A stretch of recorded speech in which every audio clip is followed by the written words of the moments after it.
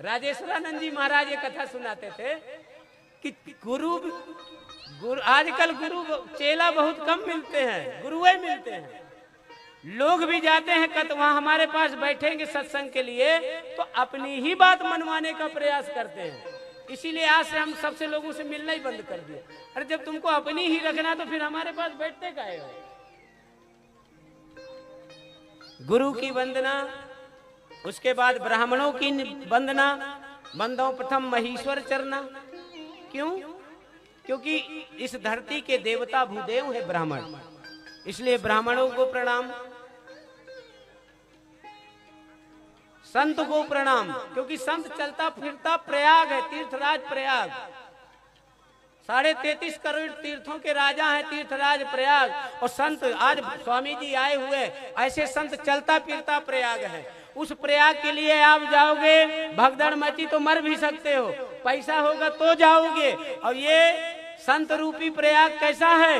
सब ही सुलभ सब दिन सब देसा, सेवत सादर समन कलेसा। श्री राम जय राम जय जय राम, श्री राम जय राम जय जय राम। ये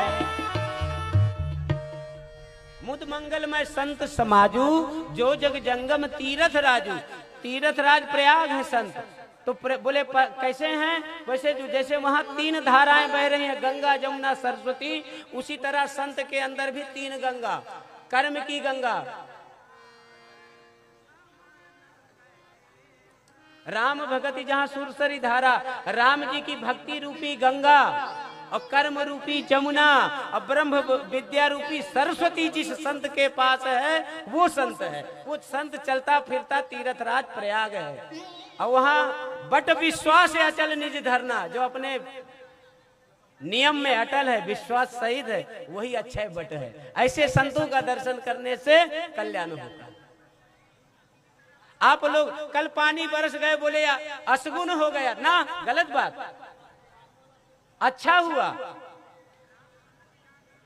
जब सतयुग में यज्ञ कार्यक्रम होता था तो देवता लोग आकर फूल बरसाते थे, जय जयकार करते थे। और जब सतयुग से त्रेता आया तो देवता लोग आकर के शंख बजा करके, कार्यक्रम पूरा होता था तो देवता आकर के शंख बजा देते थे। वही जब द्वापर आया तो यदि कोई यज्ञ है, कार्यक्रम है, तो घंटा बजता था। जब घंटा बजता था तो कार्य पूरा समझा जाता था। वही कलयुग में यदि कोई भी यज्ञ कार्य हो रहा है, कोई शुभ कार्य हो, और भगवान अब कल जरा ज्यादा डाल दिया, ज्यादा शुभ कर दिए, बात अलग है। लेकिन यदि कार्यक्रम सफल हुआ, यदि 2 बूंद जल गिर गया तो समझ लो आपका कार्यक्रम सफल हो गया।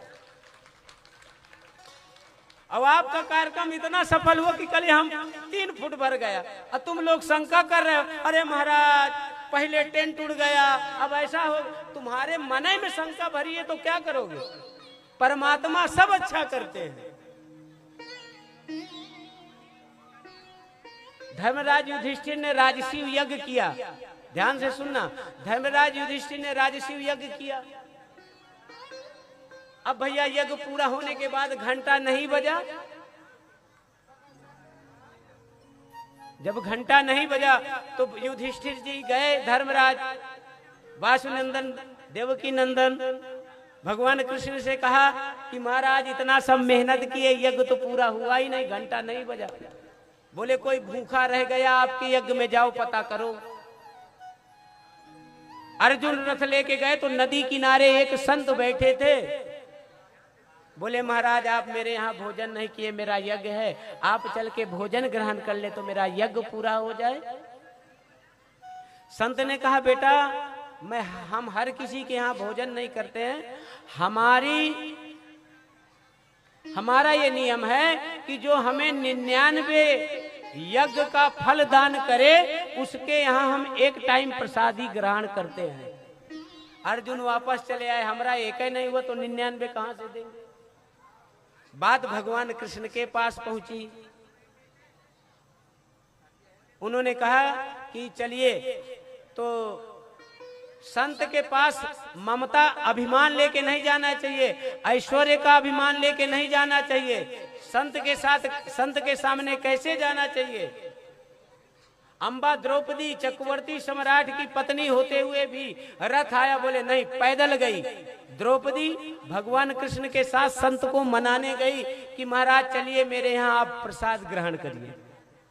उन्होंने कहा बेटी थोड़ी देर पहले तुम्हारे पति भी आए थे, उन्होंने भी कहा था भोजन करने के लिए, लेकिन तुझे तो पता है मैं उसी के यहाँ प्रसाद ग्रहण करता हूँ जो 99 यज्ञ का फल दान करे। ठीक है ना?